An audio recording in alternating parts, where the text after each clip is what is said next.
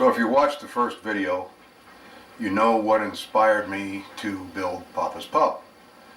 Now, the hard part started. Actually doing the work. And believe me, I was 66 years old when I started it. I'm glad this is going to be my last project. I'm not doing any more of this work.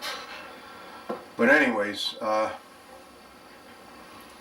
I said, moving the workbench was the big problem. And I actually cut it down. I cut, I think, maybe 5 feet off of it. And the reason for that was I just didn't want it to become a collect-all in a different place. So cut 5 feet off of the workbench, got that moved, started with the electrical, ran some new electric, pre-wired for surround sound speakers, and what else we do.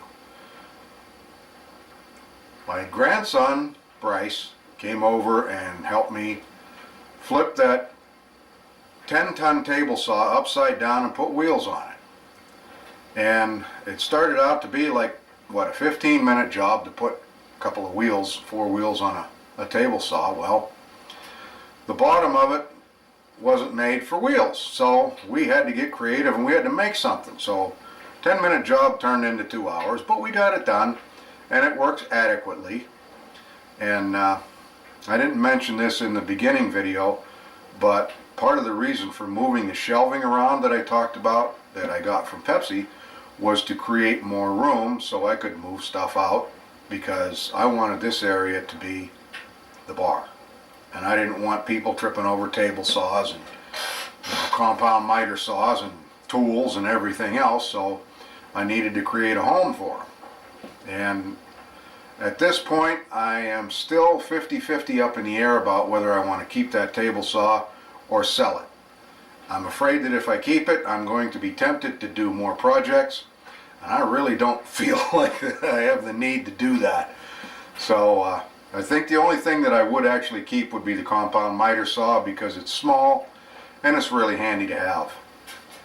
So anyways, after we got the space figured out and I started moving stuff around, I'll tell you, once you start rearranging everything that was in your workshop, it sucks trying to find anything. And the biggest bitch that I had about that was I would need something and I would think, son of a bitch, I had it in my hand 2 days ago, what did I do with it? Well, naturally I couldn't find it, and you know what happens when you can't find something you're looking for? You go out and buy another one, and as soon as you buy another one, bingo, you found the old one. So anyways, I didn't get stupid and go out and buy a whole bunch of shit, because I figured sooner or later I'll come across it, which actually did happen. But then the wife and I moved the washing machine, relocated some of the plumbing for that, which was really simple. It was just a matter of moving the hoses, the supply hoses for the washer, and moving the drain and replumbing the drain for it, which was pretty simple. You know, PVC is easy to work with.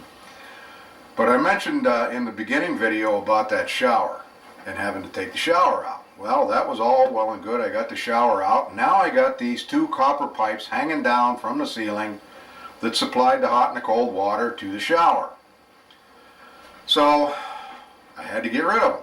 So me being a former Pepsi service tech from back in the day when we used to solder copper and stuff, I figured, well, not a problem. I'll go ahead and I'll solder the copper. I'll put some caps on it for the lines that I don't need. And the 2 water lines that were for that sink needed shutoffs. So I thought, not a problem, I'll solder a couple of shutoffs on there because I can do it. Well, the thing that I wasn't counting on is not one single shutoff in this damn ancient house will shut water off.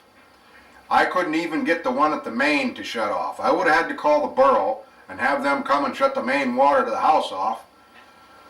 So I got it shut off as best I could, which was down to a trickle. And the 2 that I thought would give me the most problem were the 2 that were going to be up in the ceiling from the old shower. Well, nope. Soldered them up right away, sealed good, no problem. The two were the shutoffs for the hot and the cold water to supply the sink were the nightmare. 10-15 minute soldering job took me over 2.5 hours and a lot of swearing and being pissed off because the water wouldn't shut off. So I used the old plumber's trick. You pack it with bread and then solder it before the bread blows out. Well, it's easier said than done when you got a pretty decent stream of water coming. But anyways, I got that all done. I had to borrow the torch from my son-in-law Ed. And when I took it back over to him and I told him what a time I had solder, and he said, "Why didn't you use SharkBite?" I said, "What the hell is SharkBite?" So I guess I should have looked at YouTube and looked up videos, and sure enough, SharkBite would have been simple. A hell of a lot simpler than soldering that copper. So I just told him at that point, I said, you know, the next time I get a wild hair up my ass and I want to solder copper, just take me outside, kick me in the nuts a few times, and we'll call it a day. But once the soldering and the plumbing nightmare was done, then I started on the construction of the bar. And once again, my grandson Bryce, who was invaluable and a great, great helper, he helped me build it. And I think I have some pictures along the way of the framework, and then I will add some video of the top on here. And I have to give a shout out and hats off, tip my hat to the guys at Stone Coat Countertops, and Big Mitch for his very informative and instructional videos on how to do epoxy on countertops. It didn't turn out, you know, as really good as I wanted to, but for the first time I think it turned out pretty damn good. And the best part of it was I didn't do it by myself. My 15-year-old grandson Bryce and my 8-year-old granddaughter Aria helped me do the epoxy, and I think they did an outstanding job. Very proud of them too for that.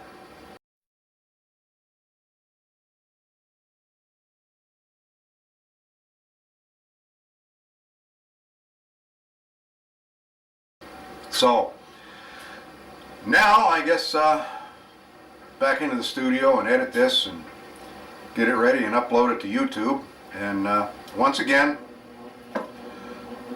the videos at the end of that beginning one, I hope you got a laugh out of, because when I watch them I laugh at myself, which I talked about at the end of that video. And you know, we just all need to enjoy life and enjoy ourselves and those people around us that we care and we love, care about, you know.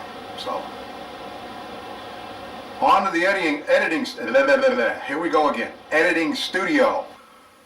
While I was editing that video, I thought I would give you a couple of more clips of something to laugh at. Me being an idiot. I hope you enjoy it.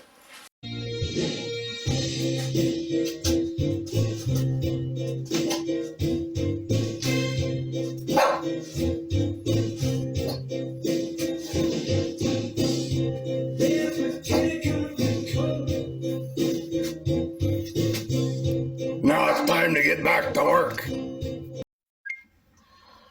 After 4 hours of working on the project, which is a top secret,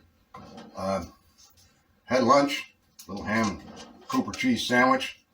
Now we're going to finish it off with dessert. A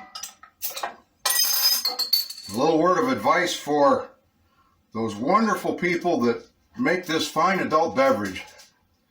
Develop the twist top, brothers, so we don't have to carry a church key.